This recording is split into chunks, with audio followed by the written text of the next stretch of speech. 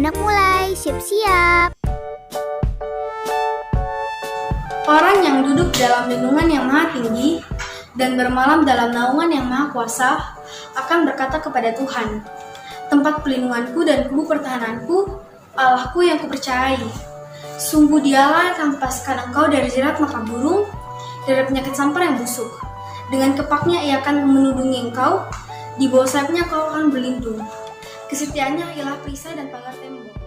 Engkau tak usah takut terhadap kedahsyatan malam, terhadap panah yang terbang di waktu siang, terhadap penyakit sampar yang berjalan di dalam gelap, terhadap penyakit menular yang mengamuk di waktu petang. Walau 1.000 orang dapat di sisimu dan 10.000 di sebelah kananmu, tetapi itu tidak akan menyapamu. Engkau hanya menontonnya dengan matamu sendiri dan melihat pembalasan terhadap orang-orang fasik. Tuhan ialah tempat perlindunganmu, yang maha tinggi telah kau buat tempat perteduhanmu. Malapetaka tidak akan menimpa kamu, dan tulah tidak akan mendekat kepada kemahmu. Sebab malaikat-malaikatnya akan diperintahkannya kepadamu untuk menjaga engkau di segala jalanmu. Mereka akan menatang engkau di atas tangannya, supaya kakimu juga jangan terantuk kepada batu. Sehingga dalam gedung akan kau langkahi, engkau akan menginjak tanah singa dan ular naga. Sungguh hatinya melekat kepadaku, maka aku akan mempercayainya. Akan membentengi sebab ia mengenal namaku. Bila ia berseru kepadaku, aku akan menjawab. Akan menyertai dia dalam kesakan, akan memperhatikan dan memuliakannya. Dengan panjang umur akan kenyangkan dia dan akan memperlihatkan kepadanya keselamatan. Pentakosta ketiga adalah pencurahan Roh Kudus yang dahsyat di zaman now. Pentakosta ketiga mengakibatkan penuaian jiwa terbesar dan terakhir. Pentakosta ketiga membangkitkan kami, yaitu generasi Yeremia. Pentakosta ketiga dimulai dari Indonesia ke bangsa-bangsa dan kembali ke Yerusalem. Pentakosta ketiga memberi kami kuasa untuk menyelesaikan amanat agung Tuhan Yesus. Shalom adik-adik, selamat Natal semuanya. Yeay! Puji Tuhan ya, kita masih bisa merayakan Natal di tahun ini walaupun secara virtual. Dan di ibadah minggu terakhir di tahun 2020, mari kita sama-sama memuji Tuhan ya. Tapi sebelumnya kita siapkan hati, kita berdoa, tinggalkan mainan, makanan, pakai baju yang rapi, panggil papa mama, sama-sama satu dalam doa ya.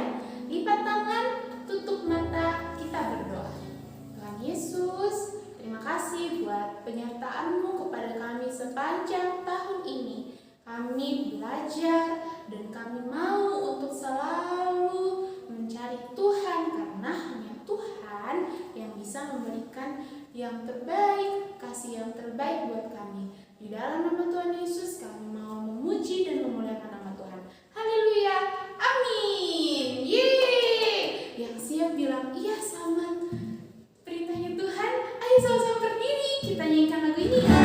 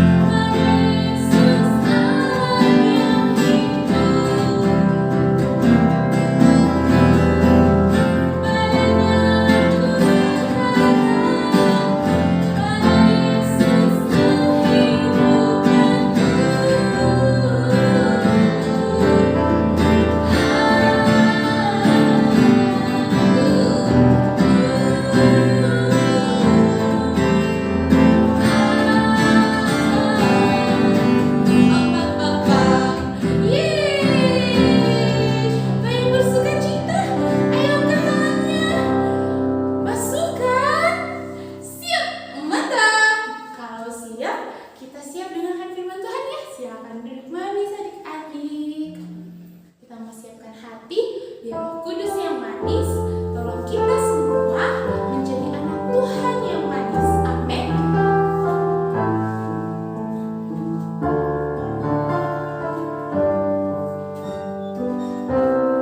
Katakan, ku buka hatiku. Ku buka hatiku untuk firman-Mu. Ku ingin menjadi seperti Yesus. Berfirman-Lah Tuhan, ku mau mendengar dan melakukannya setiap hari. Panggil Roh Kudus yang manis, tolong aku menuruti firman Tuhan. Roh Kudus yang manis, jadikan ku anak Tuhan yang manis.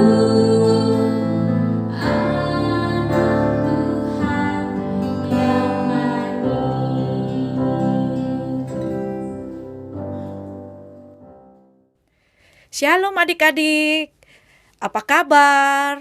Puji Tuhan, kakak berharap semuanya baik-baik saja dan bahagia. Kenapa? Karena kan kita sudah merayakan hari ulang tahunnya Tuhan Yesus pada tanggal 25 Desember kemarin. Nah, sekarang sebelum kita mendengarkan firman Tuhan, sebelum kita melihat satu film yang menceritakan tentang bertemunya orang Majus dengan Sang Juru Selamat, kita berdoa dulu ya adik-adik. Siapkan hatinya, siapkan telinganya. Mari kita lipat tangannya, tutup matanya, kita berdoa ya. Tuhan Yesus, terima kasih buat pagi, siang, sore, dan malam hari ini. Kami mau duduk manis, kami mau siapkan hati kami, telinga kami, mata kami untuk mendengarkan dan belajar melakukan firman Tuhan. Tuhan Yesus, urapi kami supaya apa yang kami dengarkan, apa yang kami lihat, apa yang kami nonton itu menjadi pedang bermata dua dan kami bisa belajar melakukan firman Tuhan dengan baik dan benar. Roh Kudus, urapi kami, kuduskan kami, layakkan kami. Berkati juga kakak yang akan membawakan firman Tuhan, biarlah namamu dimuliakan. Terima kasih Tuhan Yesus, terpuji namamu, kami siap mendengarkan firman Tuhan. Haleluya, amin. Nah, adik-adik, sekarang Kak Tanti akan putarkan satu film. Kemudian adik-adik bisa nonton ya ayatnya. Cerita ini diambil dari Matius pasal 2 ayat 1 sampai 12. Di situ diceritakan tentang orang-orang Majus, bagaimana mereka bisa bertemu dengan Sang Juru Selamat. Silakan menikmati.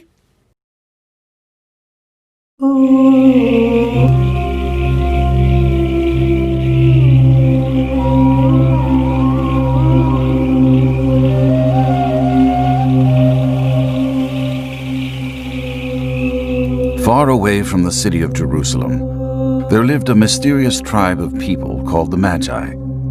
The Magi were filled with wisdom and understanding, and they were respected by kings and other important people. As three of these wise men were gazing out into the sky one starry night, an unusually bright light shone, brighter than any star they had ever seen. They were amazed at what they saw and were convinced it was a sign that a great king had been born. Quickly, they set out on a journey to find him. The same light that had caught the attention of the wise men also drew several shepherds out from the fields and into the quiet and lowly town of Bethlehem. The glory of God shone so brightly that they shook with fear. But an angel comforted them. "Don't be afraid. I bring good news for you and all people. The Messiah, your Savior, is born this very day."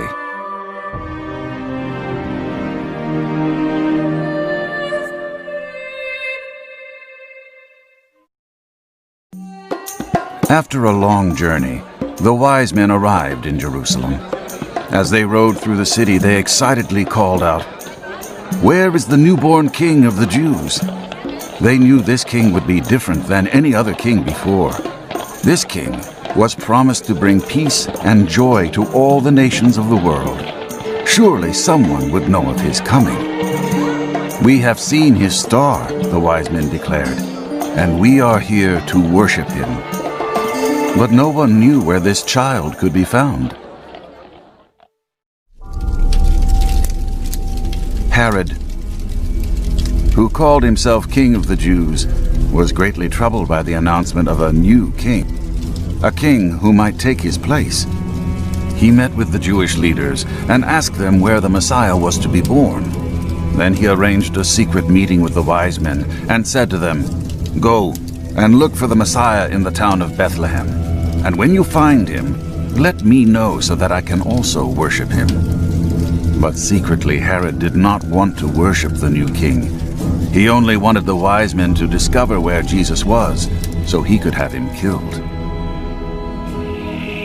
As the wise men left Jerusalem and headed toward Bethlehem, they once again saw the glorious light in the night sky. This light had led them many long miles from home, and now it would lead them right to the place where Jesus was. As the wise men drew closer, they were filled with excitement and wonder. When they stepped into the house, the wise men saw a young child with his mother Mary, and they fell to the ground and worshipped him. They gave Jesus gifts fit for a king, including costly treasures of gold, frankincense, and myrrh. The scene was incredible. The greatest of kings, born in the most unlikely of places. Mary took in every detail and tucked them away in her heart. She wanted to remember these precious moments for the rest of her life. Later, the wise men and Joseph, Jesus' earthly father, were warned by God in a dream that Herod intended to kill the young Messiah. God led the wise men and the new family safely out of the city of Bethlehem and far away from the evil King Herod. Eventually, Jesus and his family returned to Nazareth. As Jesus grew, he revealed more and more about who he was. He healed the sick, raised the dead, opened the eyes of the blind, and most amazing of all, he gave his life on the cross to rescue the world from the curse of sin. The wise men's journey had led them to Jesus, the Son of God, the King of Kings, and the Lord of Lords. Nah, sudah kan nontonnya? Bagaimana? Sudah lihat perjuangannya? Orang-orang Majus itu datang berjumpa dengan Tuhan Yesus, bagaimana mereka merelakan harta benda mereka diberikan kepada Tuhan Yesus, kepada juru selamat yang mereka pun tidak kenal siapa itu. Mereka hanya lihat pertanda dari langit yang bintang, pertanda dari langit bintang yang terang benderang, dan mereka pun mengikuti itu. Mereka yakin dan percaya bahwa mereka kalau mencari bintang itu, mengikuti bintang itu, mereka akan bertemu dengan juru selamat mereka. Nah, akhirnya mereka bertemu. Mereka memberikan harta benda mereka seperti apa? Emas, mur, dan kemenyan itu mereka serahkan semuanya kepada Tuhan Yesus. Begitupun dengan kita adik-adik pada zaman sekarang ini. Pada zaman sekarang ini mungkin orang-orang bilang kita tidak bisa bertemu dengan Tuhan. Kenapa? Karena kita tidak pernah ibadah. Kita tidak pergi ke gereja untuk ibadah. Kita tidak pergi bertemu dengan Bapak Pendeta untuk beribadah. Kita tidak didoakan sama Bapak Pendeta secara langsung. Dipegang tangan kita, dipegang kepala kita. Tapi seperti orang Majus tadi, mereka hanya percaya saja, mereka yakin bahwa ketika mereka mengikuti bintang itu, mereka akan ketemu juru selamat mereka. Seperti begitu pun dengan kita pada saat ini. Biarpun kita tidak ketemu dengan Bapak Pendeta, kita tidak ke gereja, tetapi kita percaya bahwa kalau kita mencari Tuhan, dimanapun kita berada, Tuhan ada. Kita yakin dan percaya bahwa Tuhan pasti kita akan temukan. Dimanapun itu Tuhan pasti ada. Kakak Tanti percaya bahwa Roh Kudus itu yang kita sembah, yang kita puji tidak terbatas oleh waktu dan tempat. Semuanya kita serahkan di dalam Tuhan, di hati kita serahkan kepada Tuhan, dan di situ pun kita akan bertemu dengan Tuhan. Ketika kita mencari Tuhan, Tuhan pasti ada untuk kita. Seperti orang Majus itu, mereka mencari Tuhan, menuju bintang itu, mereka petunjuknya bintang itu, dan mereka menemukan juru selamat. Begitupun dengan kita, pada saat kita mencari Tuhan, merendahkan hati kita, pasti Tuhan ada. Karena ada berkata di Lukas pasal 12 ayat 31. Tetapi carilah kerajaannya, maka semuanya itu akan ditambahkan juga kepadamu. Jadi carilah dulu Tuhan, carilah dulu kerajaan Allah, maka semuanya itu apa yang adik-adik butuhkan pasti akan diberikan, pasti akan disediakan. Ada amin adik-adik? Puji Tuhan. Ayo kita duduk yang manis kembali, lipat tangannya, tutup matanya, kita berdoa ya. Tuhan Yesus, terima kasih. Kami percaya bahwa setiap kali kami mencari Tuhan, kami pasti menemukan Tuhan. Terima kasih Tuhan Yesus untuk kebaikan-Mu yang selalu senantiasa menyertai kami. Kami mau belajar mencari Tuhan, kami mau belajar menemukan Tuhan. Terima kasih Tuhan Yesus, terpuji nama-Mu, haleluya, amin.